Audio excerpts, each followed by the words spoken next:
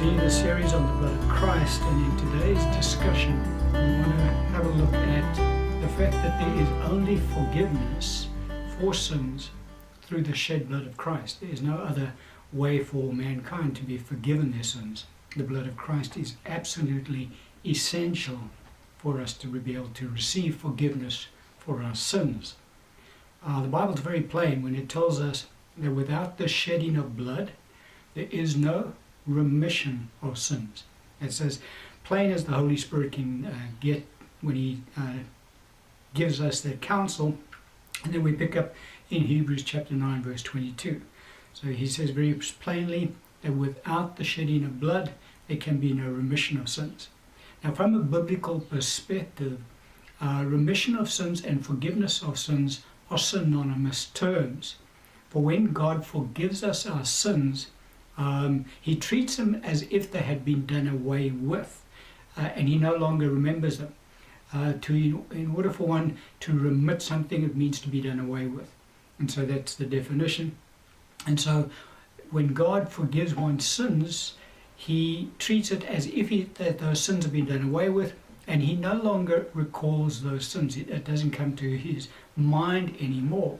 Even the sins that God forgave the saints under the old covenant, and those sins you recall as we've gone through this series, were only covered by the blood of an animal. Nevertheless, God still treated those sins as if they had been done away with. Now, why would God do that? Well, God could do that because He knew that when His Son gave His life for the sins of the world, that in fact those sins would be done away with by the blood of the Lamb. And so that is why God could treat those sins as if they had never happened, as if they had been completely removed from His sight. And so that's exactly the case. That's exactly how God treated sins under the Old Covenant. And so we see without the shedding of blood, that just as there is no remission of sins, neither can there be any forgiveness of sins either. The shedding of Christ's blood, that is. And so remission of sins and forgiveness of sins are synonymous terms as far as biblical evidence is concerned with regards to the forgiveness of our sins, because there are some that would try and teach that there's a difference between remission of sins and forgiveness of sins. Not at all. God treats them one and the same. Look at this passage of Scripture that just again reinforces the truth to us that the shed blood of Christ is directly linked to the forgiveness of sins that we receive from God. Ephesians chapter 1 verse 7, the Scripture says, in Him, talking about Jesus, we have redemption through His blood. How? The forgiveness of sins according to the riches of His grace. And so this passage of Scripture just confirms the truth to us that it links the shed blood of Christ to the forgiveness of sins that we receive from God. Without the shed blood of Christ, we wouldn't have no forgiveness of sins. And so God doesn't forgive us our sins because He loves us. That's something that we need to understand, because that's erroneous teaching that is propagated in some parts of the church. God, the Bible tells us, for God so loved the world that He forgave their sins. No, it doesn't. The Bible says, for God so loved the world that He gave His only begotten Son, that whosoever shall believe in Him shall not perish but have everlasting life. John 3:16. And so, as I said, God doesn't forgive us our sins because He loves us.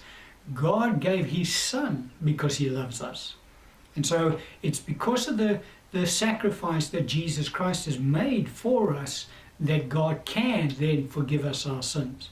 And so, as I said, the Scripture doesn't say, for God so loved the world that He forgave everyone their sins. Not at all. For God so loved the world that He gave His only begotten Son.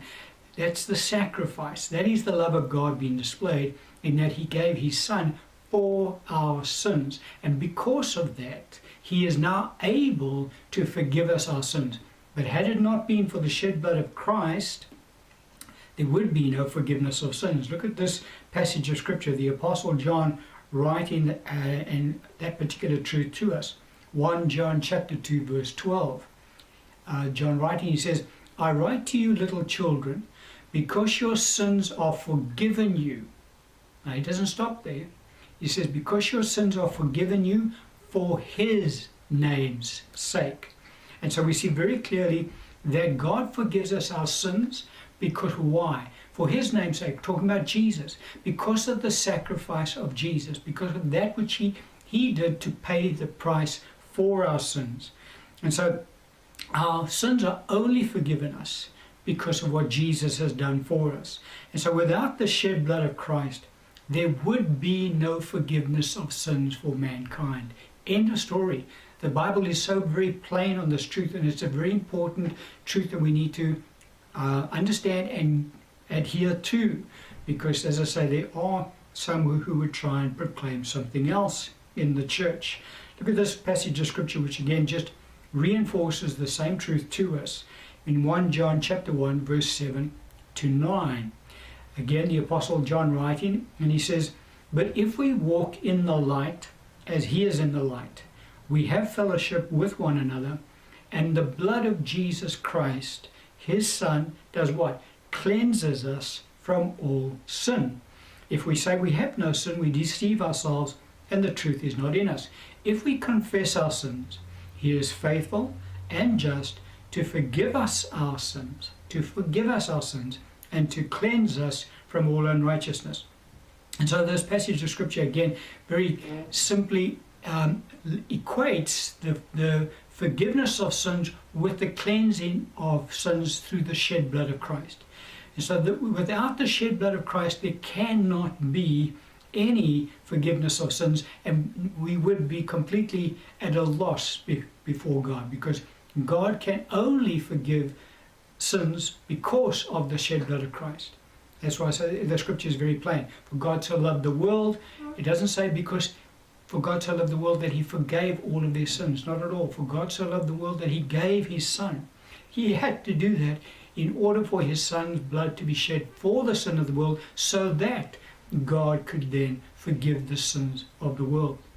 And so very clearly the scripture is plain on this issue, that the forgiveness of sins is directly linked to the shed blood of Christ. Without the shed blood of Christ, there is no forgiveness of sins. And so those who would try and teach the body of Christ that the blood of Christ plays no role in the forgiveness of sins are motivated by one of two different motivations. One could be that they are completely ignorant of the biblical truth as to the shed blood of Christ and what is really entailed in that.